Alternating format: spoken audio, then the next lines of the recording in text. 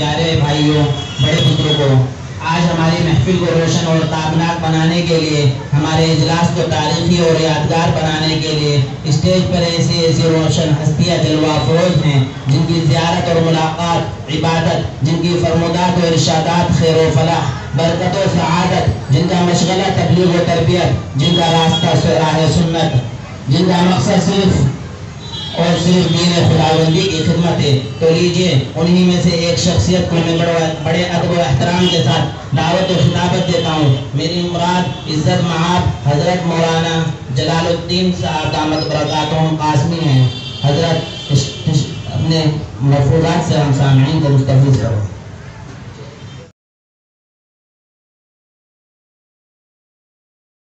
چاندنی محل، صدر مدرس جامعہ رحیمیہ مہیدیان۔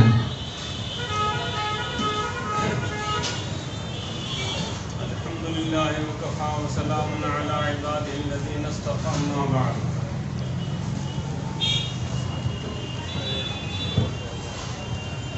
فقد قال الله تعالى في القرآن المجيد والفرقان الحميد هل يستوي الذين يعلمون والذين لا يعلمون وقال الله تعالى في مقام آخر ويرفع الله الذين آمنوا منكم والذين أوتوا العلم درجات۔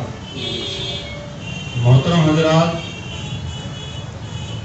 وقال النبی صلی اللہ علیہ وسلم علیکم بمجالسة العلماء واستماع كلام الحكماء فإن الله تعالى يحيي القلب الميتة بنور الحكمة كما يحيي الأرض الميتة بماء المطر۔ محترم حضرات، قرآن کریم نے یہ دعویٰ کیا ہے کہ عالم اور جاہل برابر نہیں ہو سکتے، اور اللہ تعالیٰ جو ہے علم حاصل کرنے والوں کے درجات کو بلند کرتا ہے۔ اور جو حدیث پاک پڑھی، ترجمہ یہ ہے کہ علماء کی مجلسوں میں بیٹھنا لازم پکڑو اور علماء کی باتوں کے سننے کو لازم پکڑو، اس لیے کہ اللہ تعالیٰ مردہ دلوں کو نور حکمت سے زندہ کرتا ہے، جیسا کہ مردہ زمین کو بارش کے پانی سے زندہ کرتا ہے۔ ناز کرتے ہیں ملائکہ ایسی زمین پہ اسعد جس پہ دو چار گھڑی ذکر خدا ہوتا ہو۔ تو یہ بڑی مبارک مجلسیں ہیں، اور قرآن کریم کے متعلق یہ مجلس قائم ہوئی ہے، اور قرآن کریم کا درجہ کس قدر ہے اس کو ہمارا آپ سبھی بخوبی جانتے ہیں، پڑھتے ہیں، پڑھاتے رہتے ہیں۔ اور اسی لیے جو ہے حدیث میں آتا ہے من قرأ القرآن وحفظہ ادخلہ الجنہ وشفع من عشرۃ من اہل بیتہ قد استوجب النار۔ جس آدمی نے قرآن کریم پڑھا اور اس کو حفظ کیا، اللہ تعالیٰ اس کو جنت میں داخل کرے گا، اور اس کے اہل و عیال میں سے 10 آدمیوں کی سفارش قبول کرے گا، ایسے آدمی جن کے متعلق جہنم واجب ہو گئی ہوگی۔ تو کتنا مبارک اور کتنا بابرکت ہے کلام اللہ۔ بہرحال وقت کم ہے، تفصیل میں نہ جاتے ہوئے قرآن کریم کی عظمت، اِنَّا نَحْنُ نَزَّلْنَا الذِّكْرَ وَإِنَّا لَهُ لَحَافِظُونَ۔ اللہ تعالیٰ فرماتا ہے ہم نے ہی اس قرآن کریم کو نازل کیا اور ہم ہی اس کی حفاظت کرنے والے ہیں۔ تو قرآن کریم کی حفاظت کی ذمہ داری خود خداوند تعالیٰ نے لی، اس لیے آج تک قرآن کریم جو ہے زندہ ہے، اور قرآن کریم میں کوئی کمی نہیں آئی۔ اس کے متعلق ایک واقعہ ہے کہ مامون الرشید جو بادشاہ ہیں،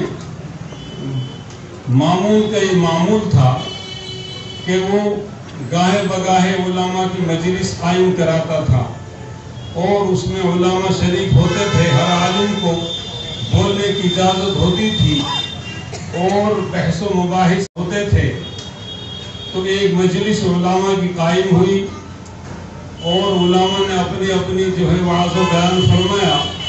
اس میں ایک یہودی آیا، اور یہودی نے بڑے فصیح اور بلیغ انداز میں اور بہت ہی بہترین تقریر فرمائی۔ مامون الرشید نے اس کی تقریر سننے کے بعد اس کو بلایا اور کہا کہ آپ یہودی ہیں؟ اس نے کہا ہاں میں یہودی ہوں۔ تو مامون الرشید بادشاہ نے عرض کیا اگر آپ ہمارے مسلک میں آ جائیں تو ہم آپ کا ساتھ بڑا حسن سلوک کریں، آپ کا بڑا اعزاز کریں۔ اس نے کہا میں اپنے باپ دادا کے دین پر رہوں گا، اور یوں کہہ کر چلا گیا۔ پھر مامون الرشید کے دربار میں 1 سال بعد پھر مجلس ہوئی، اور پھر وہ یہودی آیا، اب وہ مسلمان بن کر آیا، اور اس نے بہت عمدہ تقریر کی، تمام مسائل اور تمام فقہی انداز میں قرآن کریم کی عظمت کو بیان کیا۔ اس کے بعد پھر مامون الرشید بادشاہ نے اس کو بلایا اور کہا کہ تو وہی یہودی ہے جو گزشتہ سال آیا تھا، کہ اب تو مسلمان کیوں ہو گیا جب تو منع کر رہا تھا؟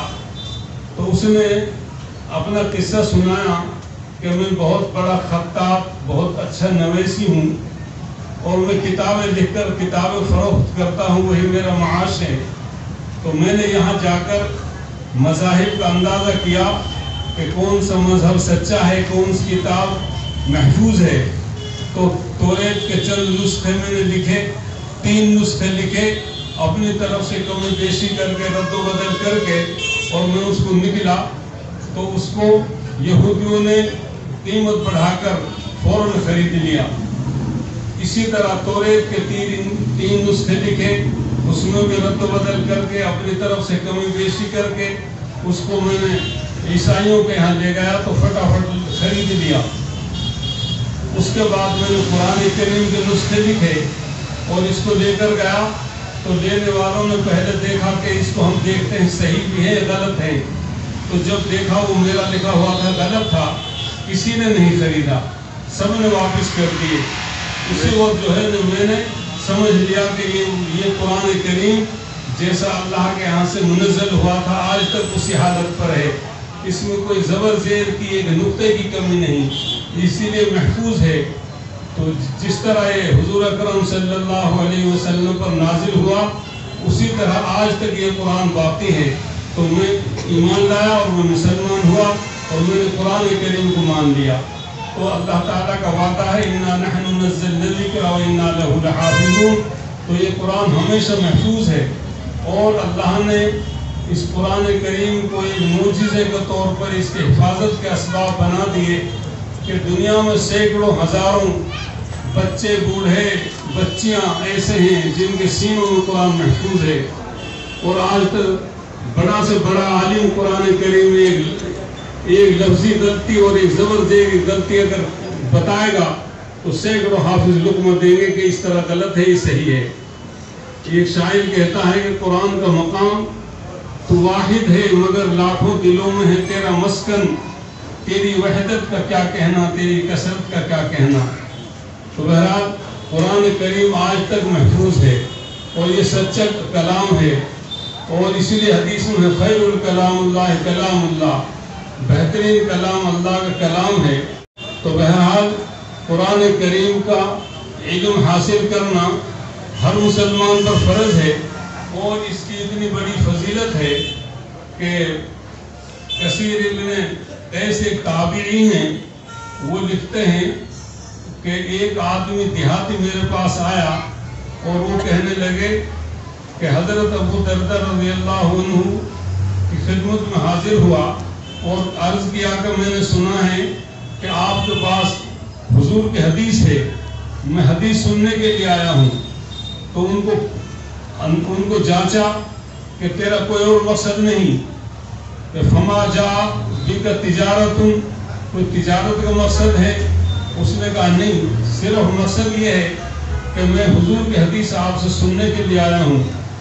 تو پھر حضرت ابو دردہ نے عرض کیا کہ اگر آپ حدیث سننے کے لیے آئے ہیں تو میں نے حضور صلی اللہ علیہ وسلم کا ارشاد مبارک آپ کی زبان مبارک سے سنا ہے کہ من سلک طریقا یلتمس فیہ سہل اللہ طریقا الی الجنہ، کہ جو علم حدیث یا علم قرآن حاصل کرنے کے لیے اللہ کے راستے میں نکلتا ہے، اللہ تعالیٰ اس کے لیے جنت کا راستہ آسان کر دیتا ہے۔ تو اتنی بڑی فضیلت ہے۔ تو اور حدیث پاک میں ہے کہ من انفق درہما علی طالب العلم فکأنما انفق مثل جبل احد من الذهب الاحمر، جس نے ایک طالب علم پر خرچ کیا اس نے ایسا سمجھو جیسے احد پہاڑ کے برابر سونا خرچ کیا۔ تو طالب علم پر خرچ کرنا اور علم دین حاصل کرنے والوں پر اور علم دین پڑھانے والوں پر جو ہے خرچ کرنا انتہائی فضیلت اور انتہائی برکات کا سبب ہے۔ آپ سبھی جانتے ہیں، وہ سب نے مطالعہ کیا ہوگا، مشہور واقعہ ہے کہ مدینہ منورہ میں ایک مجاہد فرخ نام کا خلیفہ ہارون رشید نے ان کو جہاد کی مہم پر بھیج دیا، اور فرخ جو ہے جہاد کے لیے نکل گئے۔ چلتے وقت ان کی بیوی حاملہ تھی اور اپنی بیوی کو 27,000 درہم دے کر روانہ ہو گئے، اور یہ کہا کہ یہ اپنی ضرورت میں خرچ کرنا، میں آؤں گا تو حساب لے لوں گا، اور یوں دے کر کے جہاد میں چلے گئے اور جہاد کرتے رہے، اور 1 سال لڑے، 2 سال لڑے، لڑتے لڑتے 27 سال تک جہاد میں رہے۔ 27 سال کے بعد ایک فاتحہ نشان کے ساتھ جب آئے اور پیچھے سے ولادت ہو گئی تھی، بیوی کو حاملہ چھوڑ کر گئے تھے، بعد میں لڑکا پیدا ہوا، اس کا نام تھا ربیعہ۔ تو اس کی ماں نے اپنے بیٹے ربیعہ کو علم دین کی تعلیم کے لیے مدرسے میں بٹھایا، اور بچہ ہونہار بن گیا، بہترین علم حدیث، علم قرآن، علم فقہ، تمام علوم سے جو ہے اللہ نے ان کو سرفراز کیا، اور ہونہار بہترین امام وقت بن گیا۔ تو 27 سال بعد جب فرخ واپس آیا تو اپنے فاتحہ نشے میں گھر پہ آیا، اور اپنے گھر کے دروازے کو اپنے جو ہے بجائے آواز دینے کے اپنے ہتھیار کی ٹھوکر سے اس کو کھول دیا۔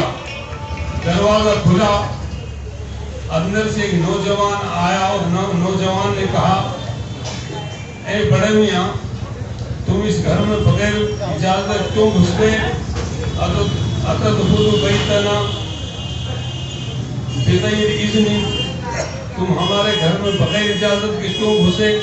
جبکہ قرآن تو کہتا ہے لا تدخلوا بیوتا غیر بیوتکم حتی تستأنسوا وتسلموا علی اہلها، کہ کسی غیر کے گھر میں بغیر سلام کے، بغیر اجازت کے مت گھسو۔ آپ نے بڑی گستاخی کی۔ فرخ نے کہا، ابے عدو اللہ، یہ تو میرا گھر ہے، تیرا گھر نہیں ہے۔ کہ بہرحال دونوں کی بحث و مباحث ہونے لگی۔ فرخ کو یہ نہیں پتا تھا کہ یہ میرا بیٹا ہے جو میرے بعد میں پیدا ہوا تھا۔ تو باپ بیٹوں کی جو ہے ضد ہونے لگی، اور محلے کے لوگ آ گئے۔ محلے کے لوگ اس نوجوان کو جانتے تھے، بڑے میاں کو نہیں جانتے تھے۔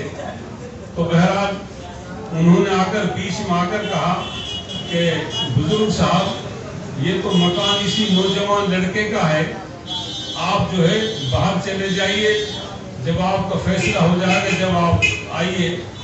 تو اس نے ٹھنڈی آنکھ کھینچی اور آسمان کی طرف نگاہ اٹھائی اور کہنے لگا کہ یا اللہ، یہ کیا ہو رہا ہے کہ جس مکان کو فرخ نے بنایا اور جس مکان کو فرخ نے ہاتھوں سے چنا، اسی مکان سے فرخ کو نکالا جا رہا ہے۔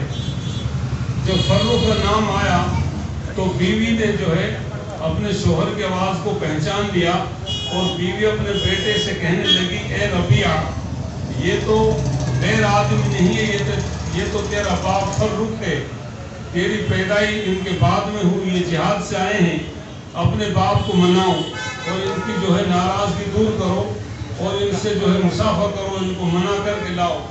تو پھر وہ بیٹا اپنے باپ کو گھر میں منا کر لایا، اور اس کے بعد جو ہے گفتگو ہوتی رہی۔ کچھ دیر کے بعد اذان ہو گئی تو وہ ربیعہ لڑکا مسجد میں چلا گیا، مسجد نبوی میں، اور کچھ دیر کے بعد وہ فرخ بھی چلا گیا۔ تو جب نماز کے بعد ربیعہ اپنا ایک شاہانہ لباس پہن کر مسند حدیث پر بیٹھ کر گھر سے حدیث دینے میں مشغول ہو گئے، اور فرخ دیکھتا رہا۔ فرخ ان کا منظر دیکھ کر گھر آئے اور بیوی سے کہنے لگا کہ مدینے والے بڑے بے وفا ہیں، میں 27 سال جہاد کر کے آیا، کسی نے میرا استقبال نہیں کیا، کسی نے میری عزت نہیں کی۔ ایک نوعمر لڑکا 25-26 سال کی عمر کا، اس کے درس میں بڑے بڑے شہزادے، بڑے بڑے امیرزادے اور بڑے بڑے لوگ جو گھٹنا بزانو بیٹھے ہوئے ہیں، اور انتہائی اس کا ادب اور اکرام کیا جا رہا ہے، اور ایک نوجوان عالم بڑی اس کی عزت ہو رہی ہے۔ پھر بیوی نے موقع غنیمت سمجھا، بیوی کہنے لگی کہ تو ابھی پیسوں کا حساب لے رہا تھا، تجھے وہ 27,000 اشرفیاں محبوب ہیں یا ایسا نوجوان؟ تو وہ کہنے لگا خدا کی بندی 27,000 اشرفیوں کی کوئی وقت نہیں ایسے نوجوان کے سامنے جو علم حدیث کا ماہر ہو، علم قرآن کا ماہر ہو، بادشاہ کا خزانہ بھی اس کے سامنے کوئی وقت نہیں رکھتا۔ تو اس بیوی نے کہا کہ فرخ، میں نے تیری 27,000 اشرفیاں اس تیرے بچے پر، نوجوان پر خرچ کی، اور اس کو علم دین پڑھا، آج یہ علم حدیث کا امام ہے۔ تو جوش میں اچھلنے لگا اور خوش ہوا اور کہنے لگا کہ واللہ ما ضیعتہ، واللہ ما ضیعتہ، اے ربیعہ کی ماں، تو نے وہ پیسے بالکل ضائع نہیں کیے، تو نے صحیح جگہ پر خرچ کیے۔ تو وہ خوش ہو گیا، حساب لینے کی ضرورت نہیں۔ تو طلبہ پر خرچ کرنا یہ جو ہے اتنا اللہ کو پسند ہے۔ اب یہ جو اس واقعے سے ہمیں سبق ملتا ہے، اس لیے حدیث میں آتا ہے کہ علم دین حاصل کرنے والے اور علم قرآن حاصل کرنے والے، ان کا اللہ کے یہاں اتنا مقام ہے کہ ان کو ذرات بھی، اور ان کو آسمان و زمین کے درمیان رہنے والی جو مخلوقات ہیں، حیوانات کے علاوہ جو نباتات اور جمادات میں مخلوقات ہیں، وہ بھی دعائیں مغفرت کرتی ہیں۔ مچھلیاں پانی میں، ذرے خاک میں، برگ و شجر نیک عالم کو دعا دیتے ہیں ہر شام و سحر۔ تو مچھلیاں پانی کی اور مٹی کے ذرات بھی علم دین والوں کو دعائیں دیتی ہیں۔ بہرحال علم دین اور علم حدیث کا اتنا مقام ہے، اور قرآن کریم اتنی باعظمت کتاب ہے کہ قرأت سبا کے امام القرہ علامہ شاطبی رحمۃ اللہ علیہ، جن کی مشہور کتاب ہے شاطبی، وہ فن قرأت میں ہے، قرأت سبا میں ہے۔ اس میں قرآن کریم کی عظمت کے متعلق کتاب بہت بڑی ہے۔ مثال کے طور پر ایک آدھ شعر پیش کرتا ہوں تو قرآن کریم کا پڑھنے والا اللہ کو کتنا پسند اور کتنا محبوب ہے۔ شاطبی کا شعر ہے وَقَارِئُهُ الْمَرْضِيُّ قَرَّ مِثَالُهُ كَالْأُتْرُجِّ عَلَيْهِ مُرِيحٌ وَمُوقِلًا۔ قرآن کا پڑھنے والا اللہ کو اتنا پسند ہے، اس کی مثال اترج کی طرح، درنجبین ایک چیز ہے جو اللہ تعالیٰ نے بنی اسرائیل کے لیے میدان تہی میں نازل کیا تھا، وَنَزَّلْنَا عَلَيْكُمُ الْمَنَّ وَالسَّلْوَىٰ۔ تو وہ درنجبین اس کی مثال دی ہے کہ جس کو جو فرحت بخشنے والی ہے، غذا بننے والی ہے۔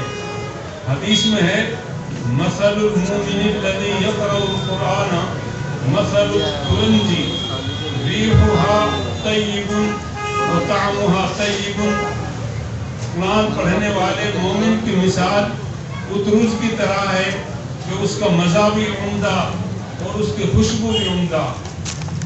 قرآن کریم وہ کتاب ہے کہ اپنے پڑھنے کے والے کے لیے شفاعت کرے گی۔ شاطبی کا شعر ہے وَإِنَّ كِتَابَ اللَّهِ أَوْثَقُ شَافِعٍ وَأَغْنَى غِنَاءً وَاهِبًا مُتَفَضِّلًا، کہ یہ کتاب اتنی مضبوط ہے اور اپنے پڑھنے والے کے لیے شفاعت کرنے والی ہے اور بخشش و مغفرت بن کر اپنے پڑھنے والے کے سامنے ہوگا۔ حدیث میں ہے اقرأوا القرآن فإنه يجيء شفيعا لأصحابه، کہ قرآن پڑھو، یہ قرآن پڑھنے والے کے سامنے شفیع بن کر آئے گا۔ تو قرآن کریم اتنی بابر کی کتاب ہے، تو اسی لیے جو ہے حدیث میں آتا ہے علی الف لام میم حرف بل اقول الف حرف ولام حرف ومیم حرف، کہ جس نے صرف الف لام میم کی تلاوت کی تو یہ بظاہر ایک حرف معلوم ہوتا ہے مگر 3 حرف ہیں، الف الگ لام الگ میم الگ۔ اور حدیث میں آتا ہے من جاء بالحسنۃ فلہ عشر امثالھا، تو جس نے ایک حرف پڑھا اس کے لیے 10 نیکیاں ملیں گی۔ تو قرآن کریم کے اتنے سے مجموعے پر 30 نیکیاں ملی۔ اور قرآن کریم اسی لیے حدیث میں آتا ہے قرآن کریم کے متعلق ان الجنت تشتاق الی نفر تالی القرآن وحافظ اللسان ومطعم الجیعان ومن صلی علی حبیب الرحمن، یعنی قرآن کریم ایسے لوگوں کا منتظر ہے اور ایسے لوگوں کا مشتاق ہے جو قرآن کریم کی تلاوت کرنے والے ہیں، زبان کی حفاظت کرنے والے ہیں اور بھوکوں پیاسوں کو کھلانے پلانے والے ہیں اور آپ صلی اللہ علیہ وسلم پر درود بھیجنے والے ہیں۔ جنت ان لوگوں کی مشتاق ہے، منتظر ہے، اور وہ جنت جس کے حدیث میں تعریف کی گئی کہ جنت انتہائی عیش و آرام کی جگہ ہے، جنت کی تعریف نہیں کی جا سکتی۔ ما لا عین رات ولا اذن سمعت ولا قلب علی خطر بشری، کہ جنت نہ سننے میں آئی نہ دیکھنے میں آئی، نہ جنت کا کوئی تصور کیا جا سکتا۔ جنت ایک انتہائی عیش آرام کی جگہ ہے۔ وَلَكُمْ فِيهَا مَا تَشْتَهِي أَنفُسُكُمْ وَلَكُمْ فِيهَا مَا تَدَّعُونَ، جنتیوں کے لیے وہ چیزیں جس کی خواہش کریں گے وہ چیز دی جائے گی۔ جنت اتنی انتہائی عیش کی جگہ ہے، اللہ تعالیٰ پوری امت مسلمہ کو جنت الفردوس میں جگہ عطا فرمائے۔ تو قرآن کریم کا پڑھنے والا ایک بزرگ بیان کرتے ہیں کہ میں نے خواب میں دیکھا ایک بہترین محل، بہترین مکان، میں نے اس کے متعلق دریافت کیا کہ کس کے لیے ہے، تو اس نے جواب دیا کہ یہ مکان اور یہ باغ تلاوت قرآن کرنے والے کے لیے ہے۔ اور اس لیے شیخ سعدی کا شعر ہے تعالی القرآن پسند پیش خدا لاجرم بہرس حور و غلمہ، گر قرآن خوانی شب و روز حبیب حور و غلمہ ترا باشد نصیب، اے انسان اگر تو رات اور دن قرآن پڑھے گا تو حور و غلمہ تیرے لیے نصیب ہوں گے۔